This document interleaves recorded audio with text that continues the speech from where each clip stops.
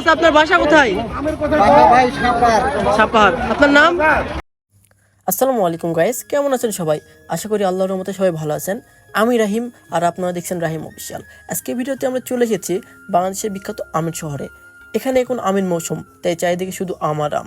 হাজার হাজার মানুষ প্রতিদিন এই বাজারে আসে আম কিনতে এবং দেশের বিভিন্ন জেলায় পাঠাতে। চলুন আজকে পুরো ভ্রমণটা আপনাদের দেখাই এবং সকল বিস্তারিত আপনাদেরকে জানাই। এই যে আপনারা দেখতে পাচ্ছেন, সকাল থেকে পুরো এলাকায় প্রচণ্ড ব্যস্ততা।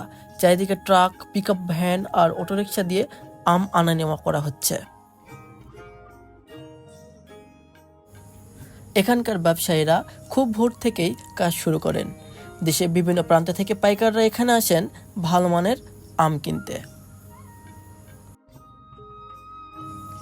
এখানে অনেক ধরনের আম পাওয়া যায়, যেমন হিমসাগর, ল্যাংড়া, ফজলি, আম্রপালি, গোপালভোগ, খিচাপাত সহ আরও বেশ কয়েক জাতের আম।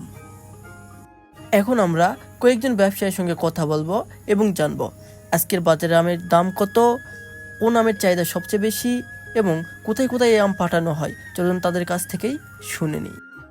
চাচা, আপনার বাসা কোথায়? সাপাহার। আপনার নাম? আচ্ছা, এই আমটা যেটা নিচ্ছেন, এই আমের নামটা কি? বাড়িভোগ। বাড়িভোগ। আচ্ছা, এই বাজারে এটার আমদানি কেমন এখন? এখন দাদা কম, এখন বাজারে আরো আগের নামতে তোমার ইচ্ছা মতন। এটা কেজি কত করে বিক্রি করতেছেন এখন? মানে কেউ যদি বাইরের দেশ থেকে, নওগাঁ জেলা বাদে অন্য অন্য দেশ থেকে মানে নিতে চায় আপনার আমগুলো, তাহলে কত করে বিক্রি করবেন? ধরে নাও এখন বর্তমান 3000-3500 টাকা মন। মন? এটা মন, বুঝতে পারছি। আমগুলো পাকতে এটা মানে এটা কি পুরো পাকছে নাকি কতদিন পরে পাকবে? এখনো দেরি আছে, নাহলে এখনো 15 দিন দেরি আছে। তার মানে তারা বাইরে থেকে আমদানি করে এগুলো নিয়ে যাবে, নিয়ে যায় নিঃসন্দেহে 10 দিন রাখে এগুলো প্যাকে বিক্রি করতে পারবে। ঠিক আছে, বুঝতে। সত্যি বলতে এখানে এসে মনে হচ্ছে পুরো শহরটাই যেন আমকে ঘিরে বেঁচে আছে।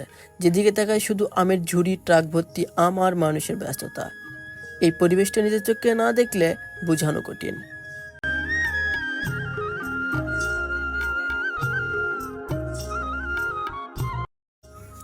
আপনারা যদি এমন আরও ভ্রমণ এবং বাংলাদেশের সুন্দর সুন্দর জায়গার ভিডিও দেখতে চান, তাহলে অবশ্যই ভিডিওতে একটা লাইক দিন।